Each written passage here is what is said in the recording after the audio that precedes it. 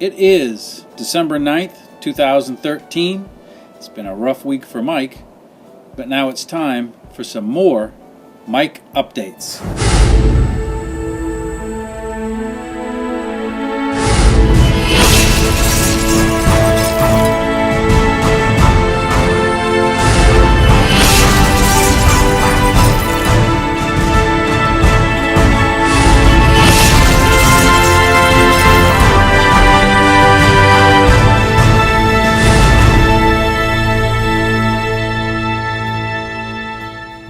Warning. Some of this video may be inappropriate for some viewers. We will be showing open wounds. Well, Mike went from chicken wings, football games, Thanksgiving dinner, lobster bisque, to,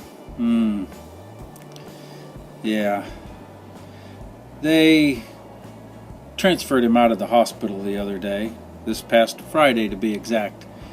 And we're not sure exactly what happened, but it appears, and at least in my opinion, that some protocols weren't followed properly.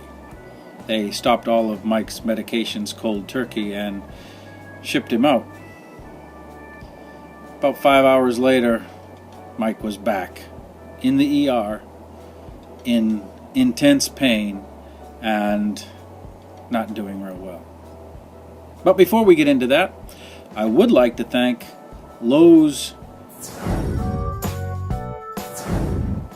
building supply store for supplying a Christmas tree for Mike's family. They now have a Christmas tree in their house, and that's all thanks to Lowe's, and so we appreciate that. Hello again. I got discharged from the hospital Friday evening. Nobody told anybody anything about it. They just come in and said, "Oh, well, you're leaving us today." And in 2 hours, I was gone from that hospital. They sent me over to a nursing home, which was supposed to be a physical therapy or whatever, and got there Friday evening, and she gave me 2 Loratabs for my pain, which, if you had any idea what kind of pain medicine I was on, then you'd understand 2 Loratabs is like 2 M&Ms. If you're not prepared to see open wounds, stop the video now. So, if they put me in my room,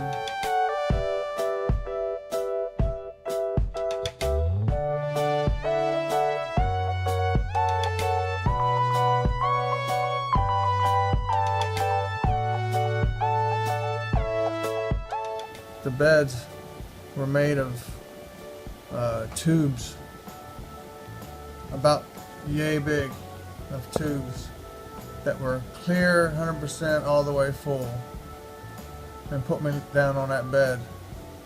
I told them immediately I couldn't lay on this bed. So they're like, "Oh, let's take some of the air out of the tubes." So they did, and it felt a lot better. And then they unplugged it to make sure that it wouldn't fill back up. But it did. It filled back up, and it filled back up all the way. So I was telling my wife I need to go back to ER.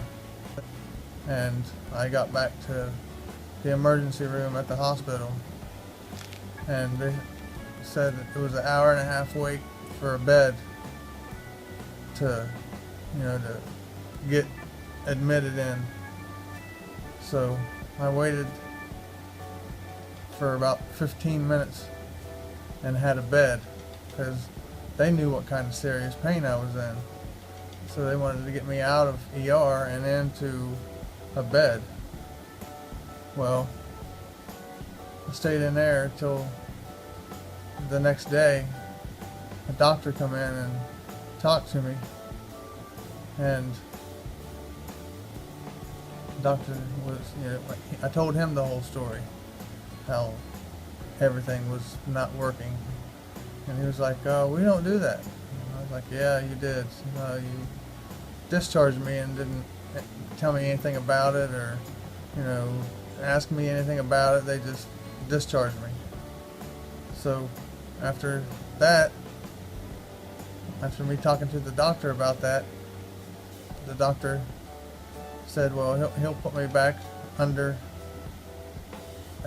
for admission back into the hospital." So I was coming back up to the 7th floor, which is where I was before, and everybody was like, "Oh, you're back, you're back." And I was like, "Yeah, I should never have left." But I did, so now I had to come back and go through all this stuff again.